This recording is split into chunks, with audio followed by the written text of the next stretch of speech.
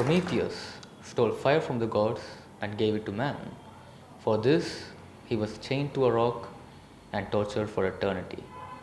Robert J. Oppenheimer, after witnessing the first nuclear bomb detonation, says, "We knew the world would not be the same.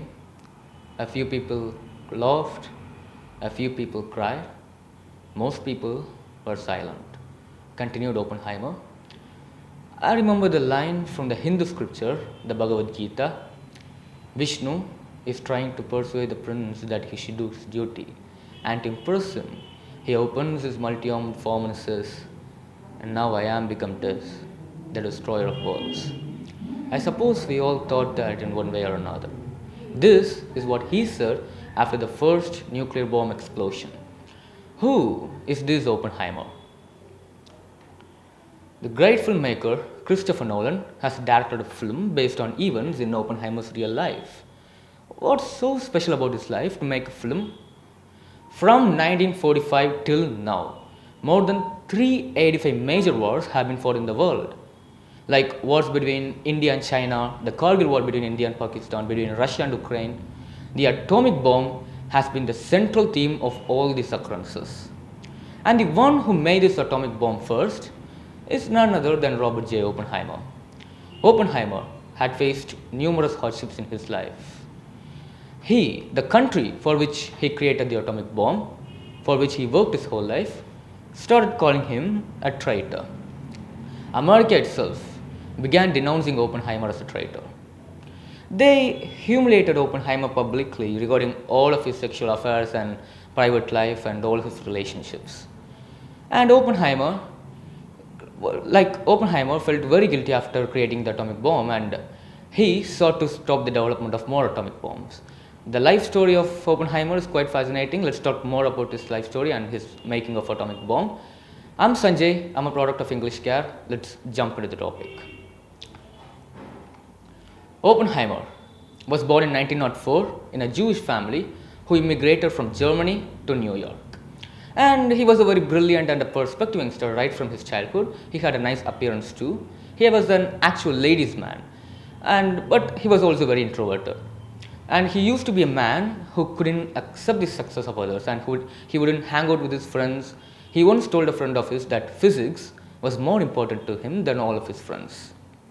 And another interesting incident is that he also tried to kill another friend by injecting cyanide into an apple he eats after getting into some arguments. However, he came out unpunished using the influence of his rich dad. During his leisure time, he learned Sanskrit and read Bhagavad Gita. And he was a communist. He had the spirit of communism.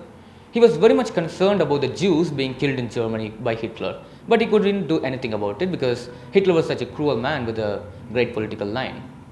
So now, let's come to the main context. Around 1942, the US launched the Manhattan Project, the scientific and military undertaking to develop the bomb. The reason behind the launching of this project was that some statements had come to the US government that Germany was trying to create an atomic bomb. And at that time, atomic bomb was not known to be possible. They had some theory regarding it, but they were not really sure if it was really possible. So, US thought that to stand strong against Germany, they needed to create an atomic bomb. If not, they thought Germany could do anything else against them.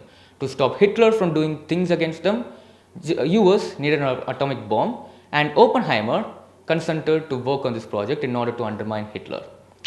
And because he already opposed Hitler many times, and Oppenheimer was assigned as the leader of this project. He led the design and development of the atomic bombs, and they were choosing a place for this project to take place.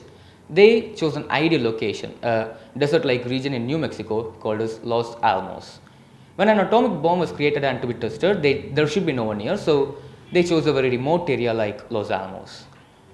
764 scientists were working under him, and other 6 lakh individuals were also working there at Los Alamos. Literally, Oppenheimer was creating a city of people.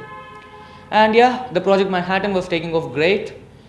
Everyone worked harder and harder. Oppenheimer faced some troubles as well because he was new to politics, he was new to the team leadership, because he was just a proper scientist, and as he was placed in an unconventional place, he got confused a bit. But somehow he managed to get rid of things and everyone worked. And finally, on 16th July 1945 at 4:30 a.m., the atomic bomb was successfully created and was ready to be tested. The military circles began to know about this. This plutonium implosion device was to be tested at a site located 210 miles south of Los Alamos. You know, the test actually was scheduled at 4:30 a.m., but it was raining heavily on that day. The weather was quite bad. This resulted in an hour-long postponement of the testing. So now, at 5:30 a.m. on 16th July 1945, the world was about to change forever. The atomic bomb was prepared for the experimentation. All they had to do now is to push a button. The countdown started. Goes 10, 9, 8, 7, 6, 5, 4, and but pause. Let's now go back to an incident which happened before the preparation of this atomic bomb. One of the co-scientists, named Teller, had brought up some calculations regarding the chain reaction of this atomic device. The calculations went like, if they start a chain reaction by detonating this device, there are possibilities of an uncontrolled nuclear reaction, which means the impact is uncontrolled and goes and goes and goes and would destroy the entire world. They tried to prove these calculations wrong, but they couldn't. Teller's calculations said something right. And now, Oppenheimer went to meet the great scientist Albert Einstein for more clarification. Oppenheimer handled the calculations to Albert. Albert had a look. Oppenheimer explained further about the calculations that neutrons smash into nucleus, releasing neutrons to smash into other nuclei. Criticality, a point of no return, massive explosive force. But this time, the chain reaction doesn't stop. If we start a chain reaction by detonating this atomic device, we might start an uncontrolled chain reaction that destroys the world. Albert sighed and replied, so here we are, lost in a quantum world of probabilities and needing certainty. And Oppenheimer asked Albert if he could run the calculations by himself. Albert then answered, about the only thing you and I have in common is the disdain for mathematics. Albert then told that it would be better to stop the making of the atomic bomb so that neither side would destroy the world, and then handle back the calculation sheet. Oppenheimer left, and thereafter they ran some little practical test and found out that the probabilities of an uncontrolled nuclear reaction were near zero. The chances were near zero. See, there are still chances. So on 16 July 1945 at 5:30 a.m. the atomic bomb was prepared for the experimentation, and when they pushed that button, there are chances that they destroy the whole world. Let's continue the countdown. 3, 2, and 1. Yeah, it's a boom. It got exploded correctly. The explosion was so immense that the smoke clouds rose to a height of almost 15 kilometers in the sky. An explosion that no one could even imagine. In fact, it was far larger than they had even calculated.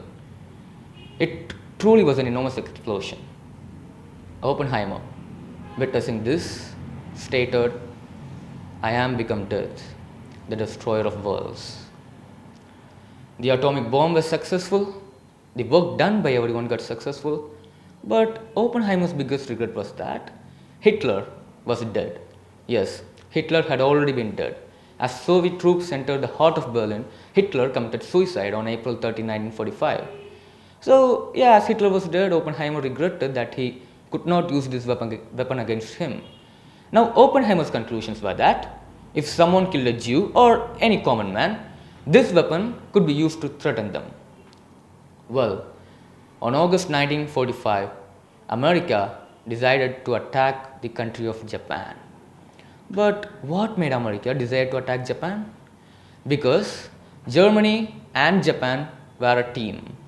Germany was in a position on making decisions to surrender, but Japan didn't seem to give up. Japan used to be one of the greatest powers in Southeast Asia. And they had even attacked Pearl Harbor in USA. That shipyard was completely wrecked by Japan.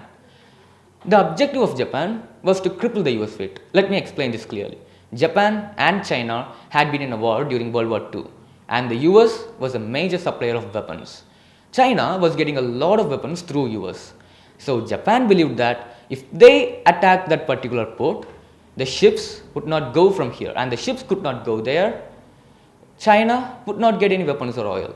And now Japan could launch their attacks without interference from the US. So this was their planning. What Japan thought that was, yeah, America would surrender, would not supply weapons anymore. But America's reaction was quite opposite. They landed in full-fledged. The first shot of America was Hiroshima. On Hiroshima, they decided to drop the Little Boy, an atomic bomb which was created by Robert J. Oppenheimer. And Oppenheimer created it only against Hitler, but the US intended to drop it in Japan. Another reason why they were dropping the bomb was if the Americans went to directly war in Japan, go to the sea and fight, there are probabilities of many Americans dying in the war. So let their casualties be only in Japan. And they had created such a massive bomb. So if they destroy their headquarters, their important cities, Japan would have no other choices than surrendering to them. They could of course use it. On August 6, 1945, a bomb was dropped in Hiroshima.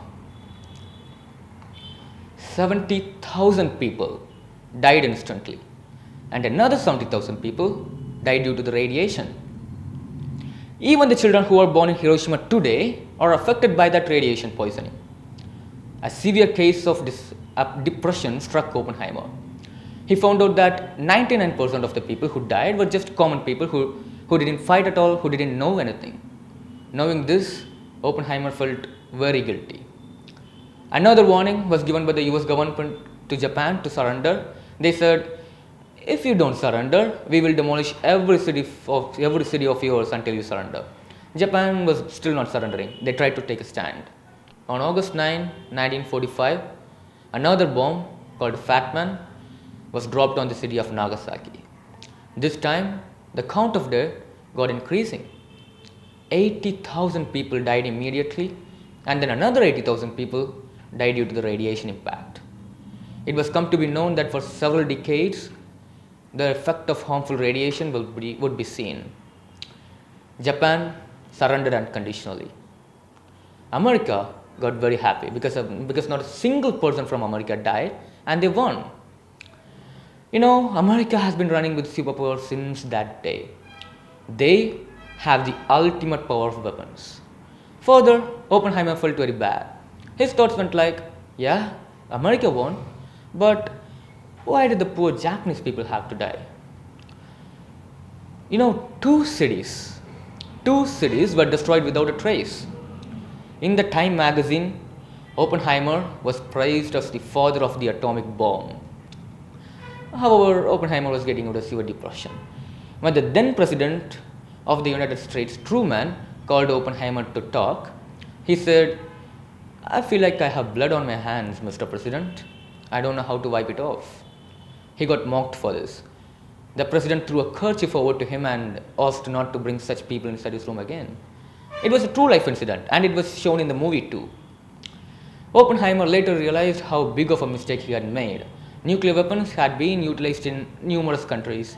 The US had nuclear weapons and Russia started to create an atomic weapon, and India has nuclear weapons, Pakistan has nuclear weapons, so does North Korea. So the race on who has the more nuclear weapons got sizzling. Oppenheimer asked not to compete, not to fight. He said that he had created this weapon not to fight with each other, but for after fight, there shouldn't be one again. But his voice was not respected then. And days later, America wanted to create a hydrogen bomb, which was much more times bigger than an atomic bomb.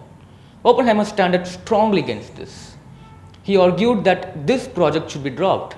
He argued that this was a very dangerous act and this shouldn't be done. But for this, he was accused of the treason. Several questions were raised to him like, when we fight Japan, you don't worry much. When we fight Germany, you don't worry much. But when we say that we are ready to fight Russia, you concern very much about it. So you're a communist, right? You're a spy from Russia, right? Just say the truth, man. So like this, several silly questions were raised to him. He was accused deeply by the US. They absolutely pushed him into depression by asking such questions. And finally, he was proven as an innocent and he was given back all of the accusations, but he was already too late. He had a smoke, he had a throat cancer because he used to smoke all the time. And Oppenheimer passed away when he was 62 years old. Oppenheimer in 1947 had once again gone to meet Albert Einstein after he had become a renowned scientist in the world by the bomb blast. Albert welcomed Opie by praising him as the man of the moment. Albert then told Opie that then was his time to deal with the consequences of his achievement. Albert continued talking. And when they punish you enough, they'll serve you salmon and potato salad, make speeches, give you a medal, pat you on the back, and tell all is forgiven. But it won't be for you, it'll be for them. Saying this, Albert took a leave, and Opie now calls Albert. Albert, when I came to you with those calculations, we thought that we might start a chain reaction that would destroy the entire world. Albert answered, yes, I remember it well. What of it? The conversation ends by Oppenheimer saying, I believe we did. What did Oppenheimer exactly mean by saying, I believe we did? He realized that he simply started a chain reaction where every nation could now build the atomic weapons of their own. Instead of building a bomb to end the war, Oppenheimer sped up a planet-ravaging race in nuclear weapon building, as every other country now knows how to build huge bombs with atoms and hydrogen. He realized that he actually destroyed the world. Thank you.